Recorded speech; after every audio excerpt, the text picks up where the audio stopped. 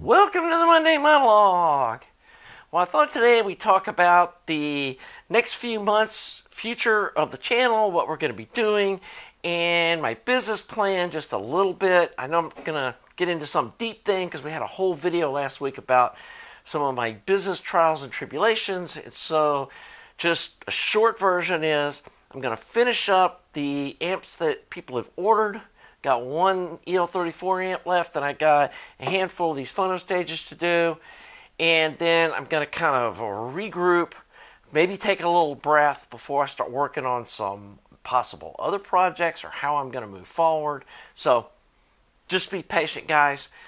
Also kind of taking my phono stages to the next level. I'm taking the chassis over to a local powder coating place, and we're going to start powder coating them. Instead of, these have been Krylon texture spray bomb, which, you know, it's not the most durable finish, but we're not like beating up on these things, so I wasn't real concerned. But I kind of weighed the time of spent on my part and buying all the spray paint and doing it out in my backyard and trying to keep leaves from falling in it or squirrels from running across it or bugs from flying in it and that kind of stuff, versus just taking a whole box of them over to this place.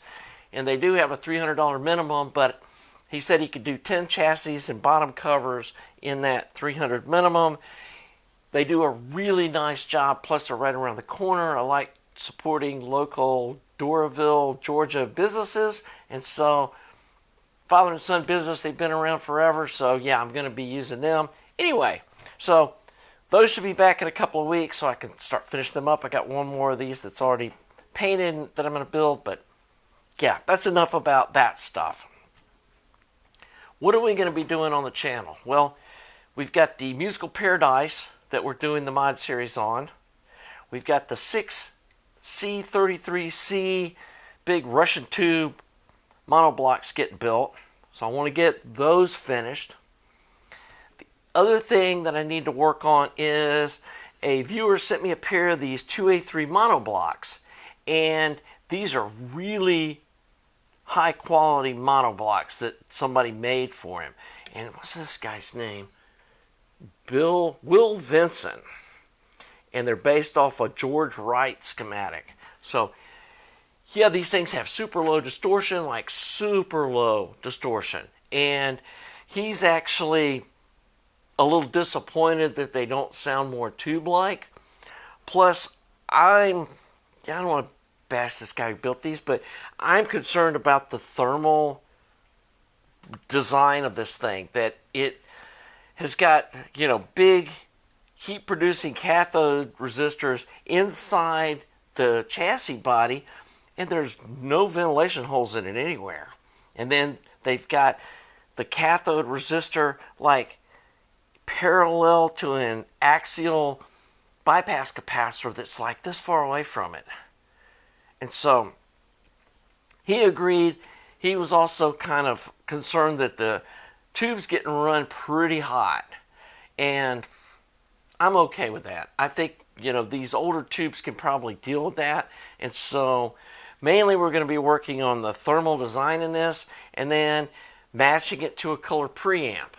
And so we're going to do a little video series about how I'm, you know, giving this thing some ventilation and maybe moving some parts around to be thermally thinking about what this thing is all about. And so that's going to be something we're going to be working on. I've also got KT120 monoblocks in the works as far as the parts are here. Thermionic Labs built me a couple of special output transformers. We're going to be running them at what I consider really high voltage across the tube compared to these other single-ended KT88 amps I've seen with a lot lower current. And we're going to be driving them with my favorite tube, a Triode Strap 6EJ7, and we're going to see how that works. It's basically going to be a mini version of my KT120 monoblocks. Got some super nice chassis like I used with the KT120s on their way, and so we're probably going to build a pair of them using that. And the nice thing about a KT88 version is that it's got a lot more choices of tubes you can use.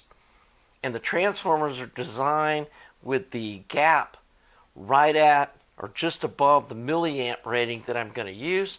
So I want to see if maybe that's why those KT120 amps, when you put KT88 tubes in them and bias them way down, they don't have the really guts that the KT120s do, even though I'm not using much of the power that they have. Is it the output transformer gap? And since they're both Thermionic Labs transformers, I think it's going to be a real A to B comparison, so that'll be something we can learn from. The other thing I want to do, and this is something I've been wanting to do for a while, is play around with some vintage iron. So I got a couple of Acrosound TO310 push-pull 6V6 output transformers, ultralinear. They were like the OG ultralinear folks, and I think Hafler was doing the designs for them or working for them at the time or whatever. And there's this floating paraphase or something design, push-pull, supposed to make 12 watts. And I know some folks were saying, at the max power, there's going to be issues with using that kind of phase splitter with ultralinear or something, but I'm listening at 3 or 4 watts, and I want to hear what a vintage circuit like that sounds like. And so we're going to build one of those. We're going to use the circuit that's in the Acrosound catalog with a couple of their transformers. Got some vintage, these kind of gray coated RCA 6V6G tubes, and they're these Coke bottle shaped ones. And I really want to do like a really cool vintage vibe to the amp. And so I think that's going to be fun, and kind of start venturing into this push-pull thing. And I think that could be used as a base for comparing like the different types of phase splitters used in push-pull amps and comparing how they sound and measure and all that kind of stuff. So that's something else I want to get into. So I think for the next few months, I'm going to kind of shift away from building amps for folks and more on the channel and just make it fun again. I mean, that was fun to do, and to reach out to me. I mean, I may build one here or there for folks, especially if I, get a good vibe from them, but kind of got a little burnt on some of the customers previously. And I want to talk to a minute about something else that I'm a little burnt on, and talk a little bit about the comments on my YouTube channel and where that's been and how I manage that. Okay? Since the start of my channel, it was worse when the channel first got started, but it's still going on. There's a segment of the population that feels like that anybody that's on the internet, it's an open invitation for them to be a punching bag. And you can just say any kind of rude, hostile, I don't know if it's politically motivated, whatever, personal attacks about people that for whatever reason you don't like. And that's not why I'm on YouTube. I'm here to try to help you guys out. And I feel like I'm putting my heart and soul into this thing and putting myself out there and showing you guys what I'm learning and all that kind of stuff. And I get at least 2 just really nasty personal attacks against me in the comments that y'all don't see every day. And it's usually about my appearance or something just that they assume, or just horrible stuff. And yeah, I just feel like it's really sad that this is the place that our world, and especially, and I don't want to get political at all, but it feels like our country has just shifted into this really nasty, hostile, just anything goes. I can personally attack people, and that's my quote, freedom of speech. It's like, no, it's not. and you have no freedom of speech in the comments here. I've got literally 50 keywords that will flag your personal attack against me, and I'm sure once I post this video, there's going to be some a-holes. They're going to do everything they can to try to figure out how to get around those flags, and you feel like that this is your calling to go out and personally attack people. But so yeah, I get to deal with that being on YouTube, trying to help you other folks that are nice. And then there's folks that just insist on bringing their partisan politics into the comments. And whether it's talking about Trump or Biden or whatever, and let's go Brandon, or, you know, Trump sucks or what, just do not bring that onto my channel. I'm not going to discuss politics here. Period. And if you put it in the comments, you get one shot on the political speech. Second one, you get banned from the channel. Personal attacks, instaban. Just, you no longer comment on my channel.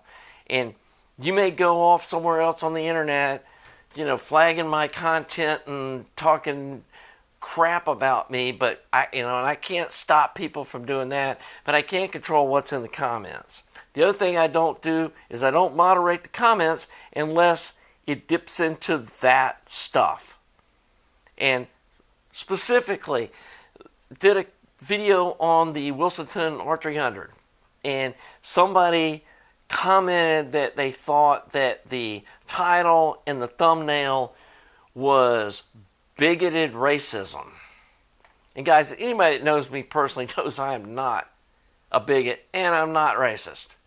And so within an hour, I sat down in Photoshop, made a whole new thumbnail, changed the video title because I don't want to offend anybody. And I said, hey, I'm sorry, doesn't change how I feel about this amplifier, but yeah, it's junk. And yeah, it's made in China. I'm sorry if you think that's being racist, mentioning where this thing's made. And there's plenty of stuff that's made in China that I've given good reviews on. Even some really, I just did a review on this little chip amp. And yeah, it's a pretty decent little chip amp for under $100. And it's made in China. I just gave a rave review about these new PS Vane tubes. And that Leaf Audio preamp that ASR lit on fire, I thought it was really good. And I gave a great review of it. So don't sit there and tell me that this is like me attacking the country or the race of the Chinese race or whatever you're trying to do. That's not what's going on. This is me reviewing hi-fi gear, and I'm just going to tell you like it is. And I've bashed U.S.-made products, or at least, you know, not just raved about them. And so I feel like I'm even-handed. So in that thread, 2 or 3 people started going back and forth, and the guy that started the thread just personally abusive to the other people in the comments. And honestly, some of those other folks were getting pretty, just too personal too. Take that stuff to Facebooks or wherever else on social media, Twitter or whatever, that you want to be all snarky and stuff. That's not going to be tolerated here. This is supposed to be fun. And I'm going to moderate the comments as I see fit to keep it fun and not personally abusive towards me or anyone in the comments. You can talk about the gear all you want. That's a different story. But when you start making it personal, I am going to delete your comments and ban you from the channel. So, anyway, to me it's just sad that I even have to make a video about this and that people are like this, and it's not just common courtesy to just be nice to each other. I don't understand why that's become like, you know, a badge of courage to be just nasty and mean to other people, and that's something to be proud of, because it's not. So, anyway, I'm not going to ever talk about this again, but I just wanted to kind of fill you in on how fun it's been trying to do this channel, especially since it's grown. And then, you know, the last video was about business and just dealing with people and what it's been like. And yeah, I've got a pretty thick skin. I'm actually a city council person here in Doraville, and so yeah, when they put me in the newspaper, it's 500 comments personally attacking me. I'm used to it. So this isn't new, guys. You're not the first person to do this, and I get that. I don't know. Yeah, here we are. So anyway, let's go have fun. I've got a lot of fun projects here I want to do. I want to kind of get back to the roots of this channel and doing some more of this fun DIY stuff and experimenting. And like this guy that sent me this stuff, I want to kind of explore this and get him back a good sounding pair of these cool looking monoblocks with one of my color preamps. And then, I'm going to show you what these chassis look like when they come back powder coated. I'm not sure they're going to look a whole lot different than this textured Krylon, but yeah. And let's get back to working on that 6C, 33C. I did go ahead and order the output transformers for this musical paradise thing, so that may be a couple of weeks still. And guys, let's just be nice to each other and let's have fun. So if you're enjoying this channel, please subscribe, please like the video, comment below, but be nice, guys. I'm almost scared to see what the comments are going to look like in this video. It really just makes me sad. But we got to persevere. I cannot let the a-holes win. Thanks to you folks that support me via Patreon or donations to my website or that have purchased some of my products. Well, I'm sitting here going like this, they're over there. And yeah, I apologize that I felt this type of video was even necessary, but I think it's just been going on too long, and I haven't said anything, and I just thought it was time to share this with you guys about what's kind of going on in the background of this channel. So, I will see you next week for the Monday Monologue.